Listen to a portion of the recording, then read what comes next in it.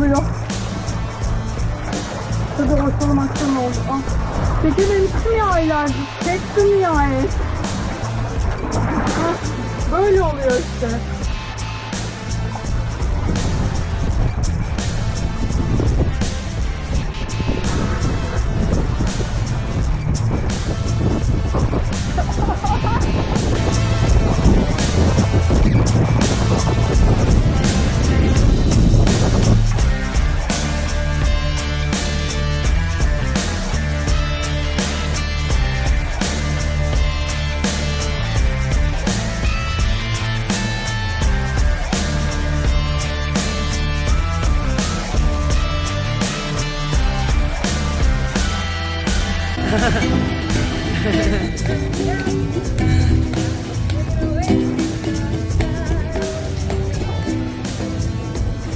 Allez, fuerza, fuerza.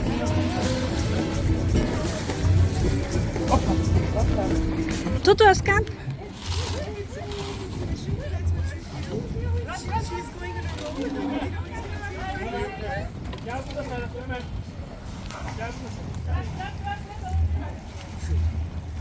Where is the guy? You didn't pay the guy? Hadi bay bay. Güle Hadi. güle. Güle güle. Hadi Başak, yolun açık olsun. Karşıda görüşmek üzere. Hadi.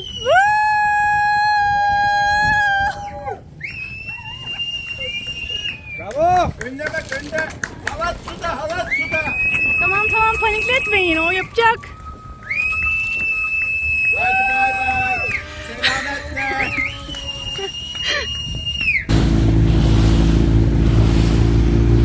Hadi Başak. Dönüp dönüyoruz. Haydi bay bay. Karşıda görüşmek üzere.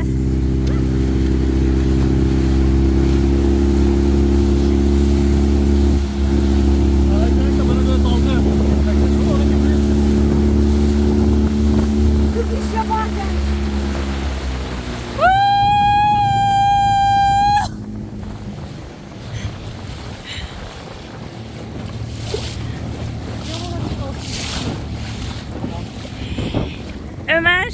Evet. Evet, alayım hislerini. Vallahi hisler çok karışık be yavrum. Hani pişmanlık yok değil yani. Hani ben Atlantik'i tek başıma geçeceğim dediğinde ya almaz öyle şey demediğim için. Ama onda da bir pişmanlık vardı sabah. Ya geçsin beni mi dediğinde. Ama yapması gerekiyordu. Bence Bir de sorumluluk Bir de ayrıca yani Başak ayrı, ben de seninle gurur duyuyorum, onu da belirteyim. Teşekkür ederim sana. Başak'la zaten hep birlikte beyaz kumsallardan karşılayacağız, dansa edeceğiz çıplak ayak. Artık denizdeyim. Koydan çıkarken gönderleri kurdum, tekneyi toparladım. Ama hala motorla gidiyorum. Çünkü şu an rüzgar hala apazda. Rüzgarı tam pupadan alıp şu aralığı rahat rahat geçebileceğim bir noktayı motorla hedefliyorum. Biraz dalga yandan geliyor ama bugün hava sakin. Özellikle de erken çıktım dalgayı yandan yememek için. Yani çok büyük dalgayı yandan yememek için. Biraz daha ilerledikten sonra yelkenleri açıp artık hafif güneyli bir seyirle noktama gireceğim.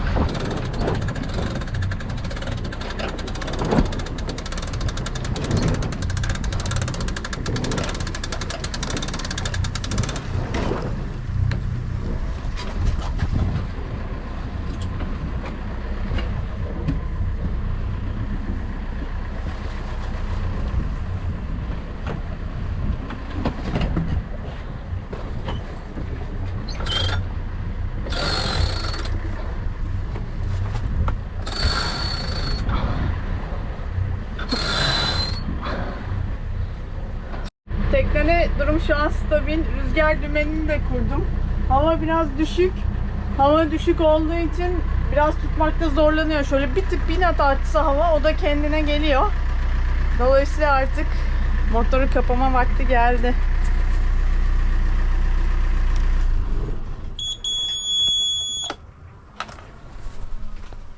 Hadi bakalım. Yolculuk başladı. Yeni uyandım. İlk 24 saati kazasız belasız atlattık. Moralim de yerine geldi. İnsanlar ister istemez tabii ki bir stres oluyor. Bir sıkıntı olacak mı? Rahat rahat gidecek miyim diye. Hava çok lokum gibi. 15 knot civarı hava var. Rüzgar dümeni sıkıntısız çalıştı. Ben de bütün gece uyudum. Yapacak hiçbir şey yok. Arada kalktım etrafa baktım. Baktım her şey yolunda. Vurdum kafayı, tekrar uyudum.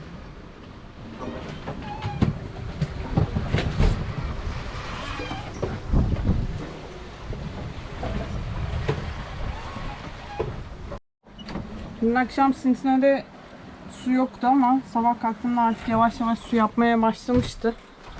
Onun için şimdi tekrar bir Cincinnati'ye bakacağım. Su durumu nedir diye.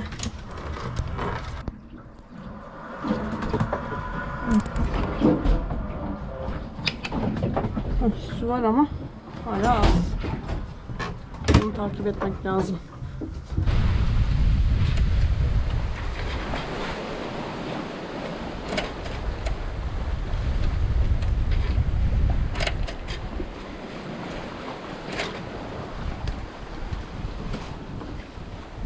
Herhalde bu akşam hafif sert bir hava gelecek artık.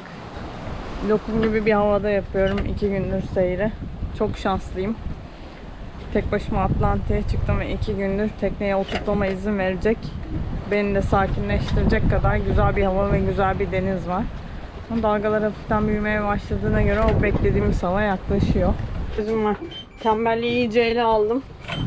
Fotoğraf hava durumu falan indirmiyorum.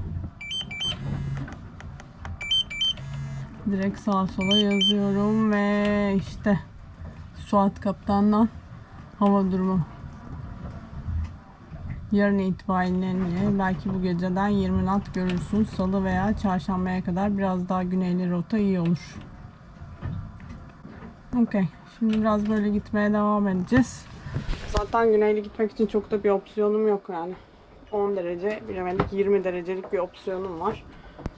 Hava artarsa biraz daha güneylemeye başlayacağız. 3. günün sabahında arkamda gün doğuyor.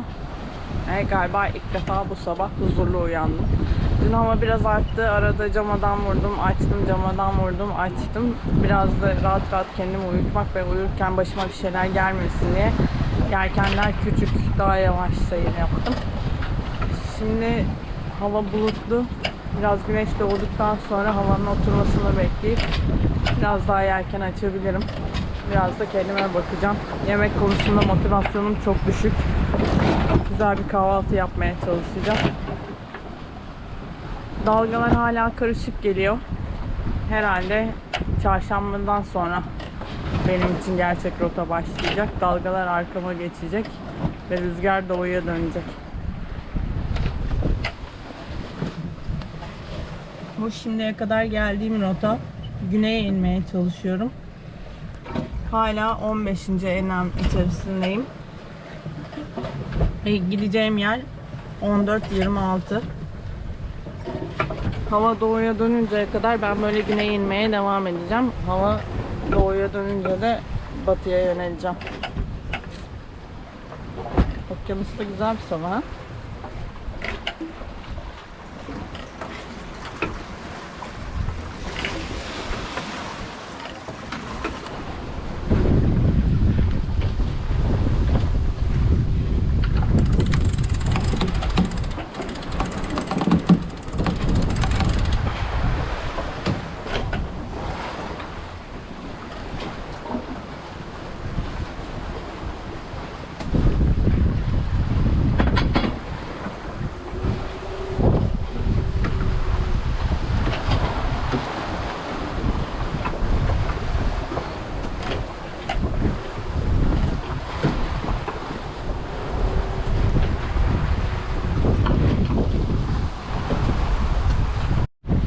Açık deniz yelkenciliğine giriş.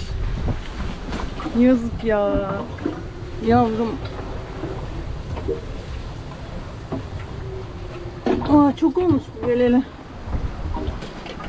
Normalde bunu yemek lazım ama ben de bunu temizleyip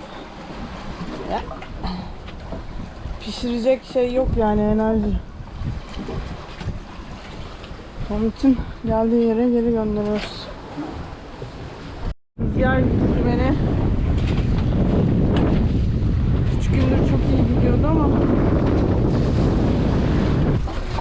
sancağı bir iskeleye hiçbir tepki de vermiyor şu an. Hiçbir kontra da basmıyor. Bakalım.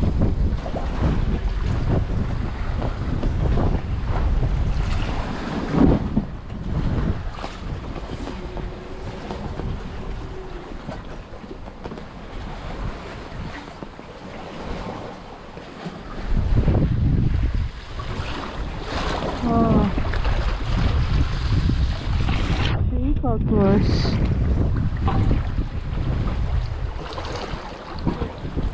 Nasıl oldu o?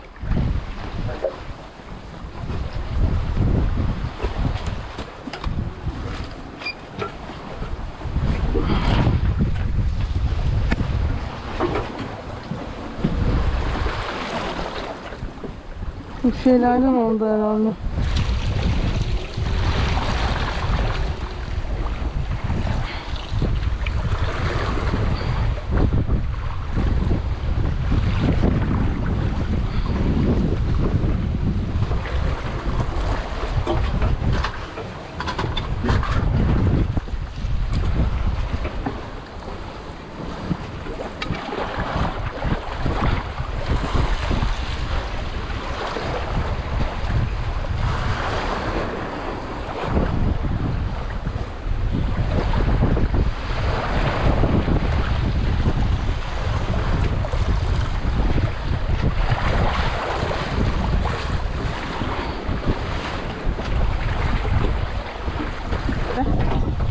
Şimdi çalışıyor.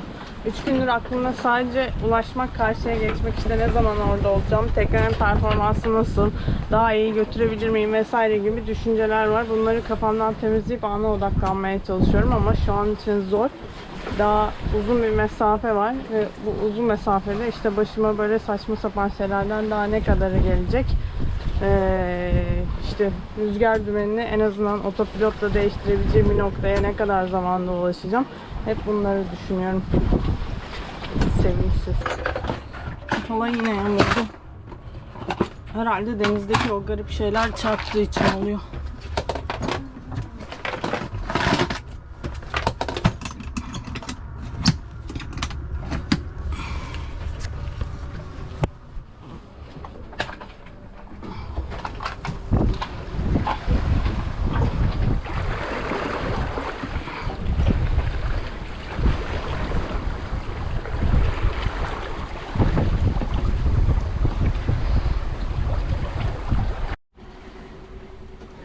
Çok iyi çalışıyor, çok iyi çalışıyor diye 3 gündür nazar değdirdim rüzgar dümenine. Bitmedi çilem. Şu ot yosun gibi şeyler palasını yamultuyor. Sürekli halatlara kaçıyor. Şimdi kalktım, geri attım, yelkenler terslemiş, uyuyordum. Onları topladım. Allah'tan da yelken tersleyip tekneyi durduruyor ikiz yelkenlerini. Çıkmışken bir de camadan vurdum. Biraz daha yavaş, sakin gitsin de bari geceyi rahat geçireyim diye. Ama bir taraftan da keyfim yavaş yavaş yerine gelmeye başladı bunlarla uğraşırken. Bir türlü zaman falan geçmeyip kendi kendime sarıyordum herhalde. 4. günün sabahındayım. Sabah yani gece bağlı, yani gece artık ne dediğimi bilmiyorum. Sabaha karşı rüzgar dümeni yine su koyuverdi. Saat 3-3.30 civarıydı. Hatta 3 gibiydi. Bir saat uğraştım yapmak için ama hiçbir tepki vermedi. Sıkıntının ne olduğunu da çözemedim bir türlü. Gecenin o saatinde zaten dalgaların yönünü bile göremiyorken zorlamak istemedim. Otopilota geçtim ve sabaha kadar işte biraz daha dinlendim, saat 5'e kadar uyudum. 5'te kalktım, hava aydınlanınca baktım gene palası yamulmuş. O sargosu midir nedir denilen şeylerden sürekli pala yamuluyor. Buna herhalde daha çok yaşayacağım. Otopilotu açtığımda motoru da açtım. 4 saat motor yaptım. Zaten aküler biraz düşmüştü. Motor çalışmadan mümkün değildi. Aküler de toparlamış oldu. Her zaman otopilot kartım var elimde ama bunu henüz kullanmak istemiyorum. Çünkü daha yolun çok başındayım ve 1847 milim var. 1847 milde günde 2 saat motor bassam otopilotu çalıştırmak için yine de mazot yetiştiremem. Onun için en azından yolun yarısına kadar rüzgar dümeninin benimle gelmesi gerekiyor. Bu arada sadece pala değil, aynı zamanda makaralardan birini de yine koparmış. Bir tanesinin de gidici olduğunu düşünüyorum ama birkaç tane daha yedeğim daha var.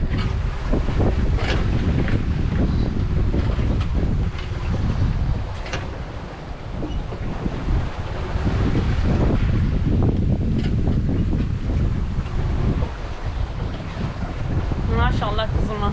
24 saattir elime neredeyse hiçbir şeye sürmedim. Dün akşam güneş battıktan sonra rüzgar biraz arttı diye yelkenleri küçülttüm. Sabah 5'te şu makara koptu. Onu tamir ettim. Bu sabah da uyanınca yelkenleri biraz daha açtım. 24 saattir aşırı güzel ve problemsiz bir seyir yapıyoruz. Ben de mutluyum artık. Biraz rahatladım. İlk 3 gün ne zaman varacağım diye elimde ortalama hız ne kadar kaldı diye bakıyordum. Böyle bir şey olursa nasıl çözerim, o kadar mesafeyi nasıl giderim stresi vardı. Şimdi yavaş yavaş çözülmeye başladım. Dün Özlem'le Özkan benim arkamdan yola çıktılar. Beni zaten bir hafta yola çıkayım diye beklediler. Üstüne 3 gün daha beklediler ve arkamdan yola çıktılar. Yaptıkları gerçekten çok büyük bir incelik. Hani derler ya, arkadaşını yolda tanırsın. Hakikaten öyle bir şey. Şimdi onlara mesaj atacağım. Koordinatlarımı vereceğim.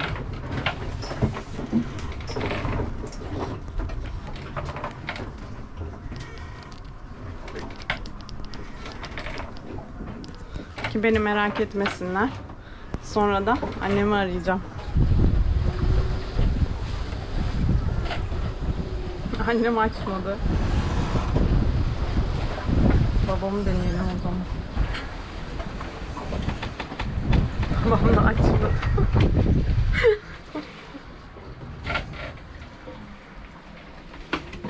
O zaman telefon açık olacak zaten, Özlemler cevap gönderinceye kadar belki geri ararlar. Bugün 28 Aralık Çarşamba. 6. günün sabahındayım. Dalgalar hala çok büyük. Dün gün batar batmaz hava 25'e dayandı. Havanın 25'e dayanması sıkıntı değil ama çok kuzeyli geliyor. Dolayısıyla beni şu an hiç planlamadığım kadar güneye 1 derece daha güneye indirmiş durumda. 12. enlemin 12,5 gibi bir yerlerdeyim. İkincisi de rüzgarla beraber dalgalar da çok büyük. Şimdi göstereceğim ama hiçbir zaman anlaşılmıyor tabii ki. Dalgalar büyük olduğu için teknede aşırı bir sallantı var. Bu sallantı da insanı çok yoruyor. Zaten geceleri böyle hafif artık baygın uyumaya başladım. Allah'tan tekne güzel gidiyor, stabil gidiyor. Kendi başının çaresine bakabiliyor ben uyurken gibi bir durum var. İşte rüzgar dümeniyle mücadelemiz, mıncıklamalarımızla düzenli olarak devam ediyor. O makara yine çıktığı yerinden çıkacak gibi bir durum var. Bakalım çıkarsa takarız. Bugünkü planım biraz teknede çöpleri toparlamak ve kişisel bakım onarım çalışmaları yapmak. Çöpleri toparlamak derken şöyle bazı sıkıntılar var. Bunlar Capaverde'den aldığım ekmekler. Ve maalesef orada bizde olduğu gibi kullanım tarihi ileri olan ekmekler yoktu. Bu ekmekler vardı sadece. Ve ekmekler küflendi. Zaten bir paket almıştım kullanım tarihi ileri olmadığı için. Bunları da denize dökeceğim. Başka ekmeğim yok. Ekmek yapmayı da bilmiyorum. Yani denedim ama yapamıyorum. Onun için ancak bazlama falan yapıp idare edebilirim. Bir de şeyden aldım. Tenerife'den aldım ve sakladığım, kullanmadığım tortillalar var. Birkaç günde bunlarla idare edebilirim diye düşünüyorum. Gelelim şuradaki muzlara. Nerede o muzlar? Şimdi muz konusu şöyle. Bunların sararması gerekiyordu. Ama sararmadılar. Şöyle bir şey olduğunu tahmin ediyorum. Afrika'da bir yenilen muzlar var, bir de pişirilen muzlar var. Ben herhalde pişirilen muz aldım. Muzun da nasıl pişirileceğini bilmediğim için bunları da denize sallayacağım. Toparlama işleri bunlarla başlayacak. Çöpleri koyacak özel bir yer yok. Onun için böyle banyonun bir köşesinde duracaklar.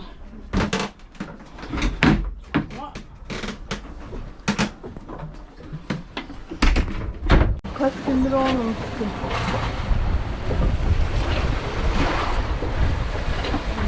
Her yer su içinde. Bilmiyorum, çekiyor. Dalga kırıldı. Yani hiç böyle olmamıştı kaç gündür. Her yer su içinde. Ama çekmiyor herhalde GoPro.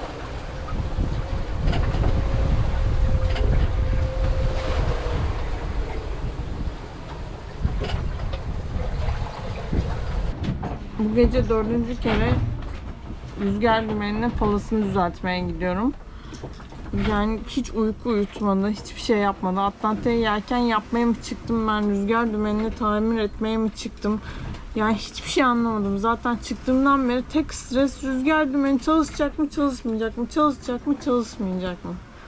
Şu hayatta öğrendiğim bir tane bir şey var. Bir şey sizi yiyip bitiriyorsa içinden çıkartıp atacaksın.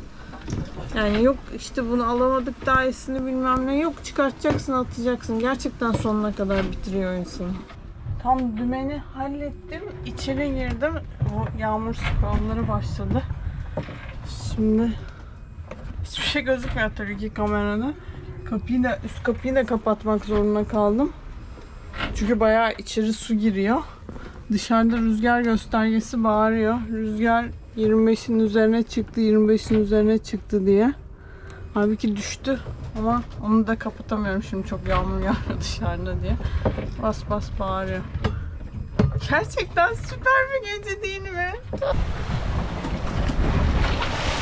Dün gece rüzgar dümeni, üstüne eklenen squall'lar, işte sert rüzgarlar ve yağmurlar aşırı yordu beni.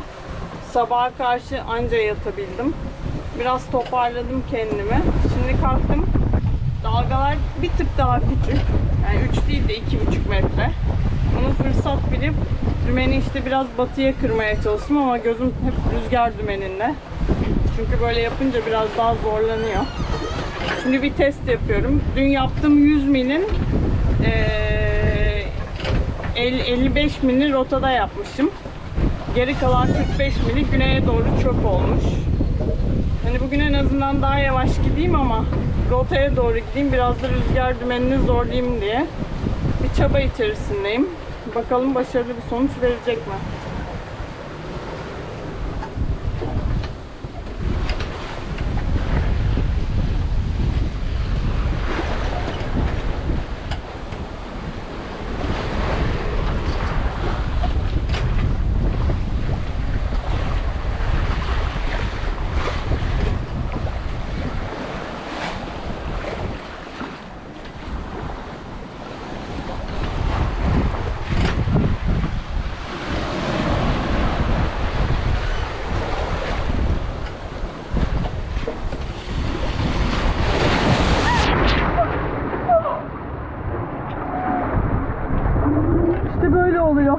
Bir de bütün bunlar yetmiyormuş gibi. Dün tuvalette bir tane hamam böceği buldum. Sabah kalktım, hemen Ömer'e mesaj attım. Tuvalette bir tane hamam böceği buldum diye. O da bana cevap yazmış. Hiç yalnız olmadığına sevindim. Hiç gerçekten gülesim yoktu yani sabah sabah. İşte böyle hayat neşelendiriyor bazen. Çıldırıyorum herhalde yavaş yavaş. Daha yeni yaptım rüzgar dümenini. Üzerine takıldı bir küçük bir parça. Herhalde gider. Her tarafta bunlardan var.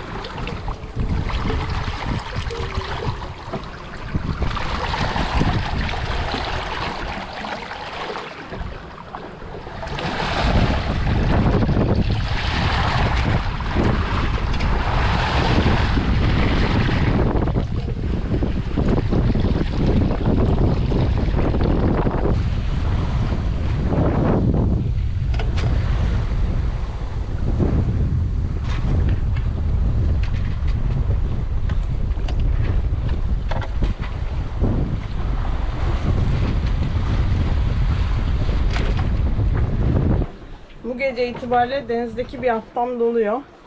Son durum şu. Sintre pompası çalışmıyor. Zaten çıktığımdan beri çalışmıyor. Ya bir açı sıkıntısı var falan ama işte olmuyor. Manuel pompayla suyu basıyordum. Dünden beri manuel pompa da çalışmıyor. Şimdi yedek arkadaşı oyunu aldım. Şu yedek pompa. Çakmak şarjına takıyorum. Şu merdiveni kaldırdım. Oradan sintineyi boşalttım. O an yani işte uykum amru çünkü gece saat 2. Bunları çekmeyi unuttum. Ben bunları yaparken yelken tersledi. Neden? Çünkü gene palaya bir şey takıldı ve palaya yamuldu. Şimdi gideceğim. O palayı kaldıracağım. Evet. Durum artık stabil. Etrafı toparladım. Tekne yürüyor. İyi haber, rüzgar biraz döndü. Hafif burnumu batıya yönelttim. Bu arada artık normal saatte uyanmam mümkün değil. Onun için Watch Commander kullanıyorum. O şimdi yarım saatte bir kurulu. Şu an çalıyor. Eğer bunu susturmazsam çok daha çılgınca çalmaya başlayacak. Bunu göstermiştim size diye hatırlıyorum. Evet. Böyle bir şey. Artık uyumak için, yani uyanmak için buna ihtiyacım var. Bugün itibariyle ilk bir hafta bitti. İkinci haftaya başladım. Teknede tek başıma Atlantik'i geçerken. Sabah kalktım, yelkenleri ayarladım. Bir tık daha böyle rüzgar avantajıma biraz batıya gitmeye başladım. Dün tekneyi yavaşlatmıştım. Toplamda 66 mil rotaya doğru gitmişim. 15 milde güneye doğru inmişim. Bugün her şey biraz daha iyi olacak diye düşünüyorum. Kahvaltımı falan yaptım. Sonra biraz daha yattım, bir yarım saat daha. Artık yavaş yavaş kendimi yorgun hissediyorum. Bir kere her şeyden önce tekne sürekli sallanıyor. Sürekli sallanan bir teknede uyurken aralıksız bile uyursanız düz bir yerde uyuduğunuz etkiyi alamıyorsunuz. Çünkü kaslar hiçbir zaman gevşemiyor. Bir de bunun üstüne 5 dakikada bir, yarım saatte bir uyandığımı düşünün. Bir de bazen bir de bu arada yatakta da yatmıyorum. Şurada yatıyorum. Bir de bazı uyanmalarımın bir saat bölünerek devam ettiğini düşünün. Yani yavaş yavaş fiziksel olarak yorulmaya başladım. Şimdi bugün tüpü değiştirmem lazım. Dün tüp bitti. Tüpün bitmemesi gerekiyordu. Yeni tüptü. Büyük ihtimalle sallantıdan ocak inanılmaz sallanıyor. Zaten arkasına destek koydum. Sürekli arkaya çarpmasın diye. Büyük ihtimalle sallantıdan kaçak oldu. 2 gündür de geceleri yattığımda inanılmaz baş ağrısıyla uyanıyordum. Bir ağrı kesici atıp kendime geliyordum. Büyük bir ihtimalle ufak çaplı bir tüp zehirlenmesi geçirdim. Şimdi de tüpe dikkat edeceğim. Kullanmadığım zamanlarda kapalı tutacağım. Böyle bir durum. Hayat iyi gidiyor şimdilik ilk bir hafta için. Tüp burada ambarda duruyor. Şurada köşede. Şimdi onu değiştireceğiz.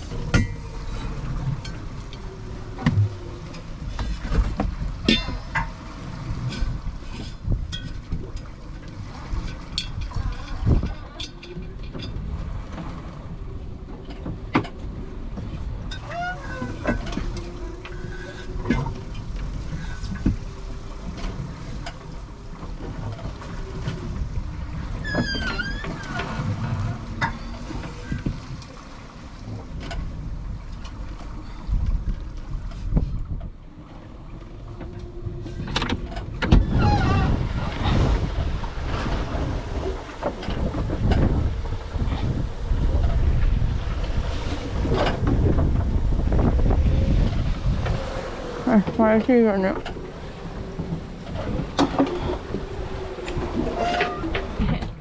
Ne kadar uğraşsam da ikizlerle aşağıya düşmekten kurtulamadım. Aldığım hava durumuna göre hafta sonundan sonra aşağıda, yani 10 enleminde rüzgarsızlık var. Yani genel olarak rüzgarsızlık var. Orada hava daha da yanık. Ve daha motor basmak için çok erken. Bunu yapmak istemediğim için ikizleri birleştirdim. Ve şimdi yükseliyorum. Ve galiba yola çıktığımdan beri ilk defa bu kadar huzurlu bir seyir yapıyorum. Çünkü ne yapacağım belli. Çıkacağım 12 enlemine ve orada kalacağım. İlk defa bu belli. Bir yere düşmem gibi bir durum söz konusu değil. Bu havada rüzgar dümeni bu açıyla çalışmayacağı için otopilotu kullanmaya başladım. Dolayısıyla geceleri otopilot rüzgar dümeni çalışmadı, yok kolası bilmem ne oldu, makarası çıktı gibi bir dert olmayacak. Huzur içerisinde uyuyacağım bu akşam. İkinci haftaya böyle değişik bir hisle başladım. Ama otopilot aküleri bitirdi. Şu an motor çalışıyor. 2 kere motor bastım. 3. motor basışım. Öğlene kadar en azından şu rüzgar dümenini kurmam lazım. Yani bu gece bana gösterdi ki en az 600-700 mil daha rüzgar dümeniyle gitmem gerekiyor. Daha 11-15'e yükselebildim. 11.07'deydim. Ama şu an daha önemli bir problem. Sintine doldu. Sintineyi basmam gerekiyor önce. Onunla başlayacağım.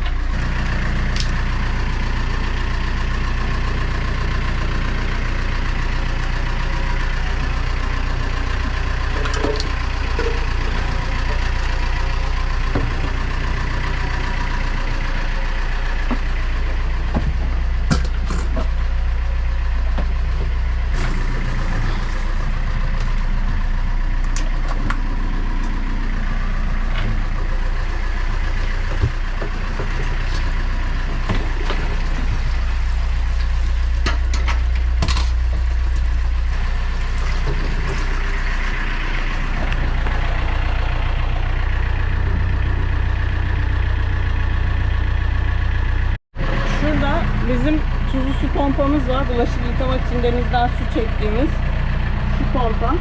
Bu pompayı sökeceğim. Zaten çıkışı kapalı, girişi kapalı. Onu sintineye atacağım ki acil bir durumda onu da kullanabileyim. Dün tuzlu su pompasının hortumunu çıkarmıştım ama hortum kısaydı. Tam sintineye ulaşmadı. Yükselen yerlerine gidiyordu. Şimdi o hortumu söktüm. Şuradan daha uzun bir hortumla direkt sintineye getirdim. Şöyle. Şimdi test edelim. Bakalım çalışıyor mu?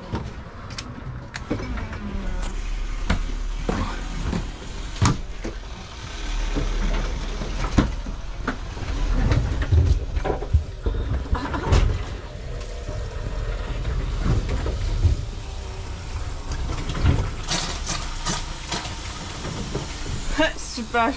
Böylece her sabah merdiveni sökmeme gerek kalmadı. Yedeği yedek olarak tutacağım.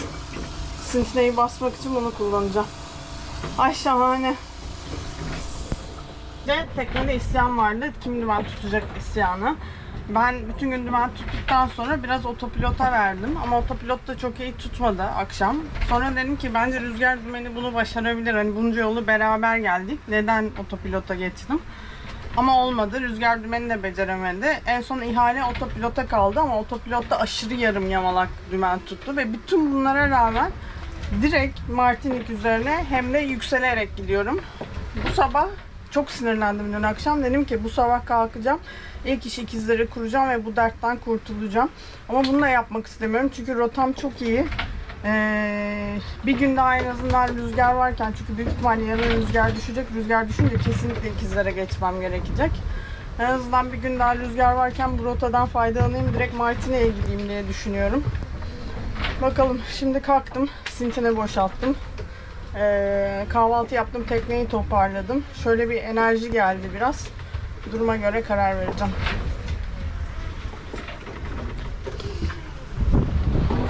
Tutmuyor derken işte böyle dönüyor. İki yelkeni birbirinden ayırıyor. Sonra da asla bir daha da rotaya sokmuyor tekneyi. Anlamak mümkün değil yani.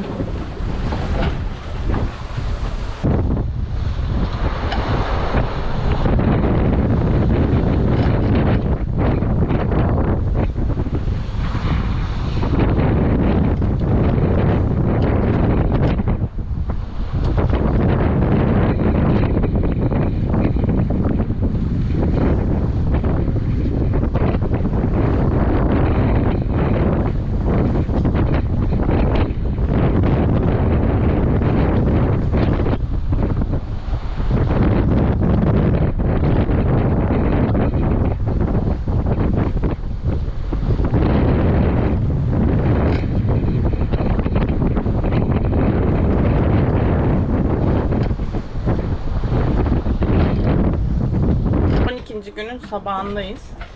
4 gündür yükselebilmek için gündüzleri dümen tutuyorum. Gece otopilota bırakıyorum. Ve yorgunum haliyle. Otopilot da aküleri yedi bitirdi. 2 gündür de hava kapalı. Onun için güneş panelleri de şarj etmiyor çok fazla.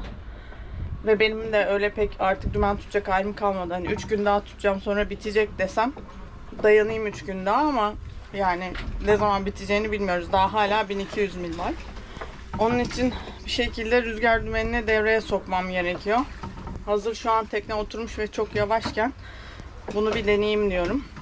Duruma göre eğer rüzgar dümeni dümen tutarsa yavaş da olsa eğer aşağıya düşmezsek rüzgar dümeniyle devam edeceğim.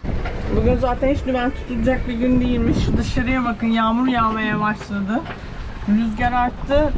Rüzgar arttığı için rüzgar dümeni şu an çok zorlanıyor. Ama bir şekilde hallediyor. Biraz fazla orsalıyor. Bir de aşırı yavaşladı tabii ki. Ama iyi ki kurmuşum sabah. Bugün yaptığım en iyisi. Zaten kalkamıyorum. Kendimi şuraya attım. Bir o tarafa dönüyorum, bir bu tarafa dönüp yatıyorum. Rüzgar dümeni arada gereksiz arıza yapıyor, orsalıyor. Ben de gidiyorum, toparlıyorum, geliyorum. Saat 3 oldu. Bugün gün bayağı hızlı geçti. Aslında birkaç gündür böyle hızlı geçiyor. Bu arada 12. gün. Ve tahmin ediyorum 12 gün kaldı. Yani tam ortasındayım. Aslında mil olarak da fazla yaptığım millerle beraber ortasındayım. Ama hedefe doğru daha var. Yorgunluğumun boyutunu anlatmamın herhalde şu an imkanı yok. Bitik hissediyorum kendimi. Dün iyi ki dümen tutmamışım. Biraz dinlenmişim. Yoksa zaten bu sabah çıkmam mümkün değilmiş yani. Öyle geldikliyim işte. Arada moralim bozuluyor çok yavaşladık diye. Sonra sabit diyorum kendime. 13'e çıkacaksın. 13'e çıkınca açacaksın yine ikizleri olduğu gibi rahat rahat aşağı ineceksin. Bugün 14. gün yükselme macerası devam ediyor. 12.30'a kadar yükseldim. İşte aslında 13-13.30'a kadar yükselmem lazım ama şu sert havayı bekliyorum. Duruma göre karar vereceğim gidişata göre. Dalgalar sakin olduğu için biraz daha rahat yol yapıyorum. 3. gün rüzgar dümeniyle tekrar aküler hafif toparladı. Ve çok tatlı bir haber. Bilmiyorum görünecek mi? 1049 mil kaldı. Yani artık yolu yaraladım. Atlantik'te yine fantastik bir sabah. Dün akşamüstü 4 saat rüzgar dümenini çalıştırmak için uğraştım. 10 kere belki palası yamuldu. 10 kere çıkardım, yaptım, tekrar taktım. Artık gün batarken vazgeçtim. Otopilota geçtim. Ne olursa olsun bütün gece olmadı motor çalıştırırım. Çünkü hiç halim kalmadı. Daha saat gece yarısını falan bulmadan rüzgar arttı. Rüzgar artınca şu an otopilot alarm veriyor. Rotadan çıktım yine. Rüzgar artınca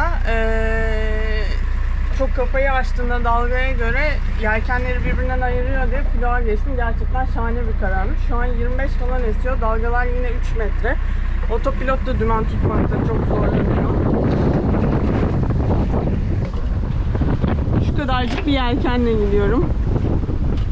Tabii bu dalgalarla yükselmek de hayal oldu. Hatta düştüm bile dün geceden beri ve düşmeye devam ediyorum. Yarın sabaha kadar devam etse bu dalgalar böyle düşe düşe devam ederim. Aman canım çok da dert değil. Sonuçta hedefe doğru gidiyorum diyorum ama tabii bu kadar uğraştıktan sonra 5 gündür mü 6 gündür mü ne yükselmeye çalışıyorum. Çat diye bir gecede indim aşağıya.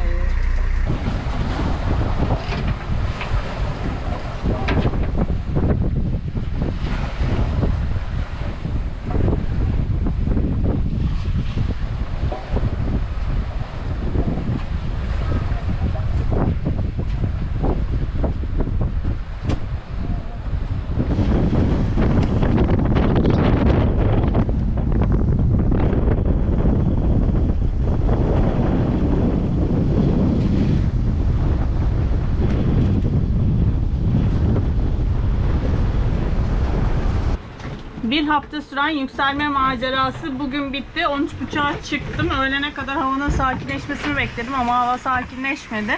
Ben de ikizleri kurdum.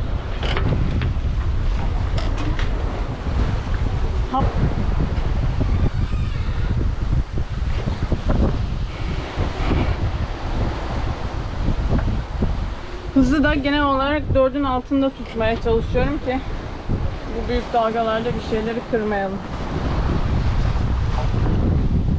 Bugün 9 Ocak Perşembe, 18 gündür yoldayım. Artık Pupa'ya döndük dün itibariyle. Hedefe doğru gidiyoruz. Tekneyi hızlandırmaya çalışıyorum. Dün ilk defa, uzun süreden sonra ilk defa 90 mil yol yapmışız. Sabaha karşı rüzgar dümeninin ayarı bozuldu. 2 saat uğraştım ama oturtamadım. İyi haber, otopilot onun yerine dümen tuttu. Gayet güzel dümen tuttu. Biraz aşağıya düştük. Bundan sonra 6 günde, aslında 6,5 günde, yani 6. gün bittikten sonra akşama kadar, gün batımına kadar Martinik'e ulaşmış olmayı planlıyorum. Onun için de ortalama 5 knot hızı tutturmam lazım. İşte tekneyi tekrar şimdi rüzgar dümeniyle oturtup hıza odaklanıp bugün ne yapabileceğiz? En iyisini yapmaya çalışacağım. Geldik diye gün sayarken üstümden fırtına geçti şimdi. Gözümü açtım. Hava birden 25'e dayanmış. Yelkenler kocaman açık. Tekrar rüzgara dönüyor. Hemen kapattım ikizleri. Pilavı açtım. Şu an otopilot dümen tutmaya çalışıyor. Dışarıda yağmur yağıyor. Muhteşem bir gece daha. Biz Squall'dan geçmiştik demin. Şimdi arada rüzgar düştü. İkincisine girdik. Rüzgar tekrar artıyor. Üstümüz böyle karanlık bulutlarla dolu. Herhalde sabaha kadar bu iş birinden çık birine gir böyle devam edecek. Evet, berbat bir gecenin ardından eşte bir gündeyiz. Hava biraz sakinledi. 20 civarı esiyor. Rüzgar dümenine dümen tutturmaya çalışıyorum. O da tutmamak konusunda çok ısrarlı. Sürekli orsalıyor. Yelkeni tersletiyor. İşte sabır. Sabır, sabır, sabır, sabır.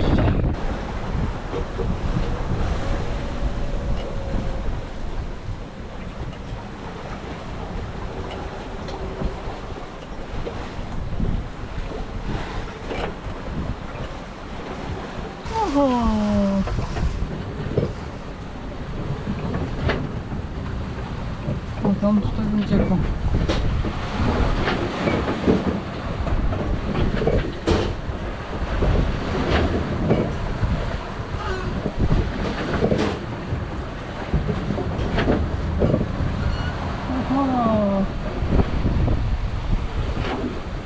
Hava düştü. Artık güzel Atlantik günleri başladı. Hava 15'in altına bile düştü. 13-15 esiyor. Yelkenler full açık. Full arma. Gidiyoruz. 556 mil kaldı. Yani 5 gün kaldı. Belki rüzgar biraz daha düşer, motor yapmak zorunda kalabilirim. O zaman daha da hızlanırız büyük ihtimalle. Çünkü şu an full arma gitmemize rağmen 4,5 anca yol yapıyoruz. Ve ben dün ilk defa problemsiz bir gece geçirdim. Uyudum. İlk defa yıldızlara baktım. Çünkü artık stres bitti. Yani yol boyunca inanılmaz bir stresle yüklü geldim. Hiçbir şeye bakma, denizi seyretme, yıldızların keyfini çıkarma fırsatım olmadı. Ve işte nihayet her şey sakinleşti. Artık zaten motorla gidebilecek mesafedeyim. Bir depo benzine. Onun da verdiği bir rahatlık var. Ne olursa olsun en kötü ihtimal motorla giderim diye de düşünüyorum. Artık mutlu günler. Çok rüzgar bir dert, az rüzgar başka bir dert. Sabahtan beri rüzgar böyle 10-12 bandında oynuyor. Tabii ki çok yavaşladım. Hızımız hiç 4 knot'a çıkmıyor. 3.5-3.90 arasında. Öyle olunca tabii az yol yapıyoruz. Şu an 530 mil kaldı. Tabii motoru, aküleri şarj etmek için de çok çalıştırmıştım. Aküleri şarj etmek için toplamda şimdiye kadar 30 saat çalıştırmışım. O da bayağı bir mazot yapıyor. En az bir 400 mil kalıncaya kadar yelkenle gitmek lazım. Yani 130 mil daha var. Pazar günü orada olmayı hedefliyorum. 2 günde 130 mili yapsak geri kalan yolu 3 günde motorda yapabilirim. Ama yapmasam daha iyi tabii. Aküler bu arada bitik vaziyette artık. Çakmak şarjı, daha doğrusu çakmak şarjının çakmağa giren zamazingo bozuldu. O bozulduğu için de invertörü açmak zorunda kalıyorum. İşte GPS'te, telefonda böyle şeyleri şarj etmek için. O da iyice aküyü düşürüyor.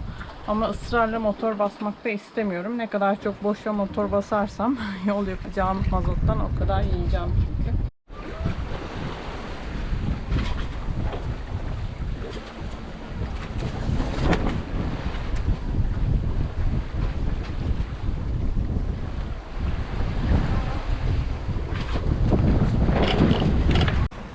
Bu sabah yine bir rüzgar dümeni heyecanı var ama ben biraz zorladım. Dün geceden beri yol yapalım artık, yaklaşalım. Ne de olsa az kaldı. Bozulursa da dert değil. Bir şekilde yola devam edebilirim diye. En son makarayı parçaladı, halatı da parçaladı. Şimdi onları değiştiriyorum. Hava 20 esiyor. Güzel gidiyoruz. 5 nat yol yapıyoruz. Göstereyim mi ne yaptığını?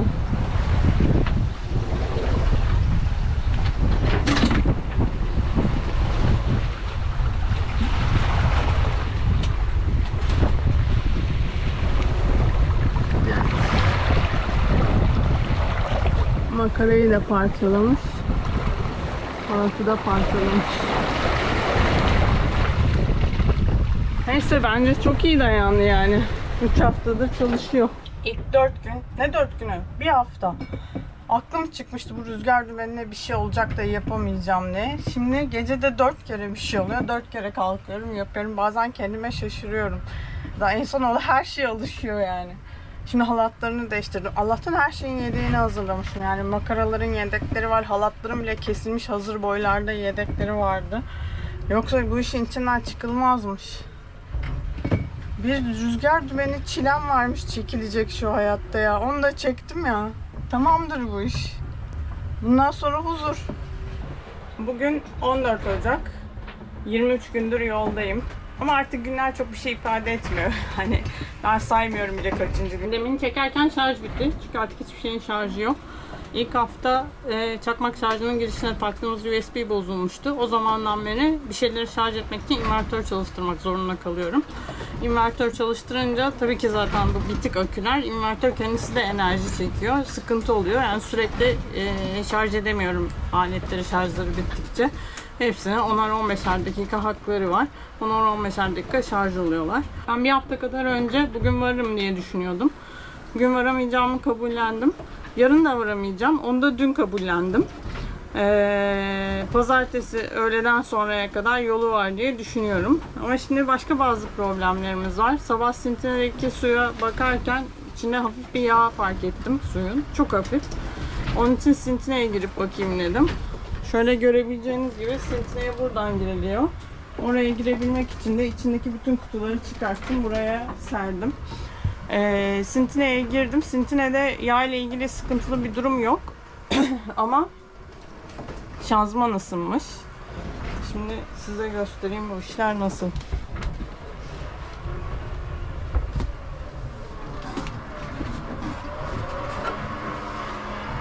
Sintine hafif ıslak, bu su alıyor işte bir yerden nereden alıyorsa. Bizde şaft hidrolik olduğu için dönüyor. Bu da şanzıman. Biraz ısınmış. Yani biraz derken bence bayağı sıcak.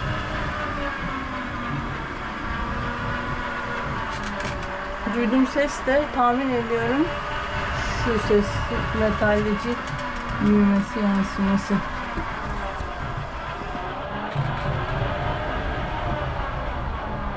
Ömer Öcal der ki elin değmeyecek kadar sıcak olunca bak, motoru çalıştır. İlk önce bir boşta çalıştır. Baktın soğuyor, sıkıntı yok. Eğer soğumuyorsa bu sefer de biraz boşta ileri verip çalıştır dedi.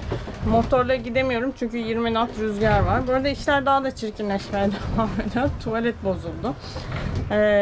Ama şimdi bu sıkıntı başımdayken ve bu arada hala da büyük dalgalar var. 2-2,5 metre dalga var. Şimdi gidip tuvalet tamir etmeyi gerçekten hiç istemiyorum. İşte böyle bu işler. Yaklaştıkça daha da zorlaşıyor. Yani şurada 250 milim kaldı, bir ayaklarımı uzatayım. Maalesef yok. Furling halatı dolandı. Son gün artık, yani olabilecek her türlü şey oluyor. Ve kapanmıyor şu an yelkenler. Bakalım. Çok çözeceğiz.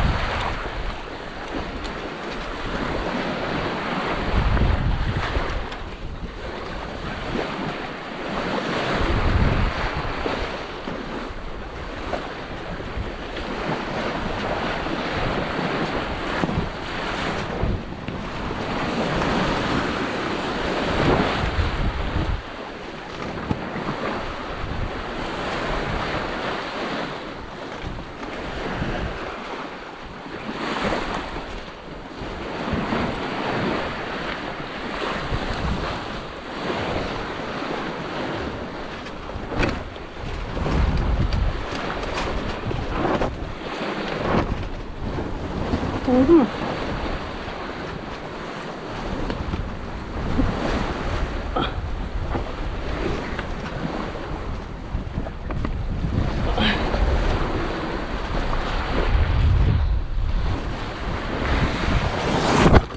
Oha! Oh. Ah yedim tokada. Ah. Oh. Ah. Ah.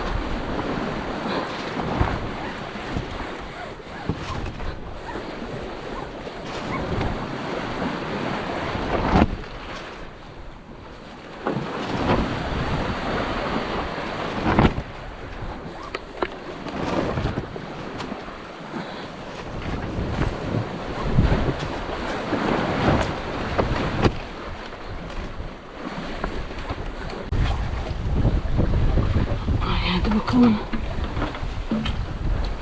Ay inşallah olmuştur.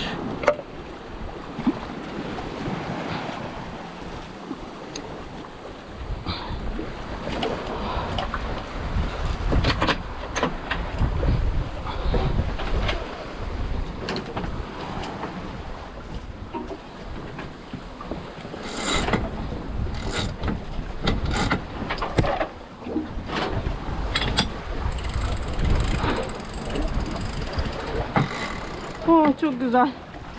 Ah. Ah, süper. Burada camadan olmaya çalıştım ama geçti. Hadi bakalım. Oh. Çünkü çilem bitmiyordu. Çünkü Sentinel'de yağ var. Bu kutuların hepsini tekrar çıkartacağım. Ve bakacağım. Acaba şanzımanın yağına bakarken mi kaçırdım? Ne yaptım? Hiçbir fikrim yok. Orada yağ var mı yok mu? Sentinel o yağ nereden gidiyor ona bakacağım. Ya sanırım Sentinel'e indim baktım çünkü motorun orada hiçbir şey yok. Otopilotun hidrolik yağında hiçbir şey kalmamış. Şu kutusu. İçi bomboş. Şimdi ona yağ ekleyeceğim çünkü motor çalıştırmam lazım. Artık rüzgar bitti. Motor çalıştırınca full otopilot. Rüzgar dün geceden beri yatık. Ben de motorla gidiyorum. Dün gece motor tekledi. Hatta bir ara stop da etti. Herhalde bir pislik falan vardı mazotta. Aklım çıktı bu havalarda. Bugün çünkü havanın olmayacağı belliydi. Bu dalgaların arasında kalırım diye. Çok küçük eskisine göre ama yine de nereden bakarsanız 3 metre dalga var. Bu arada teknenin içi yanıyor. Şu an 39 derece. Ve daha güneş tepede. Motorun da çalışmasıyla beraber iyice ısındı. Hava 5.9 knot. 6 knot hava var sadece. Ben de küçücük yerde oturuyorum işte. Gölgede. Çünkü tek gölgede orası. Ve son 24 saat bile değil artık. Az kaldı. Bu Atlantik geçişindeki son gün batımım. Kısmetse yarın sabah 24 gün sonra Martinik'te olacağım. Hala kısmetse diyorum çünkü dün gece motor teklediğinde anladım ki demiri atmadan yolculuk hiçbir zaman bitmiş olmaz. 24 gün çok uzun bir zaman ama benim için yani ilk bir haftada saydım bugün ikinci gün, üçüncü gün evet birinci hafta geçti diye ama sonrası çok zamansız geçti. Biraz da varacağım zamanları saydım.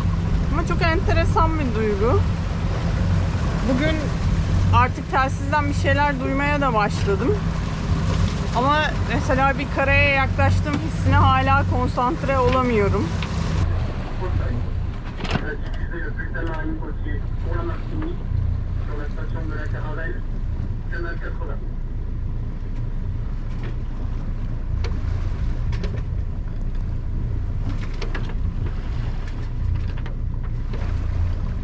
Sevgili arkadaşlar, canlı yayın yapmaktan normal video çekemedim.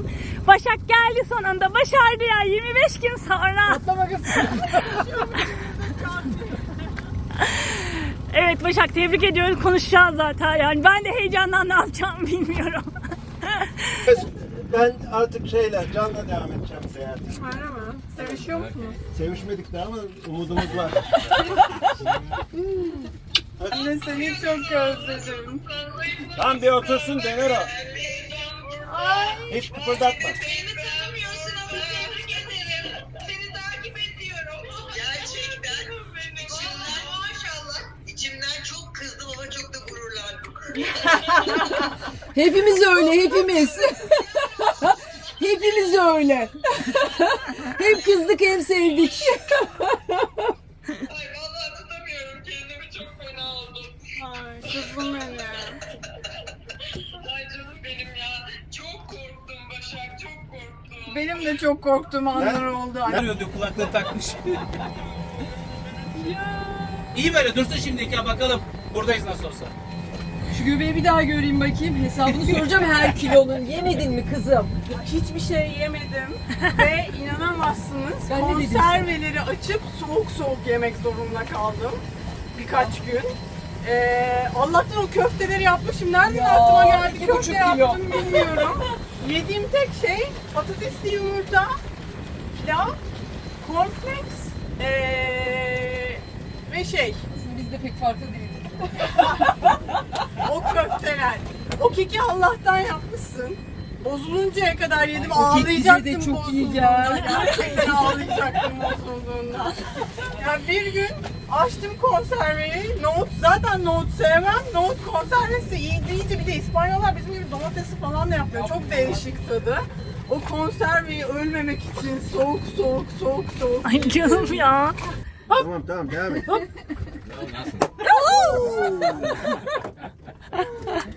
Yaklaş, yaklaş. Hadi yaklaştırın, kadehleri getirin.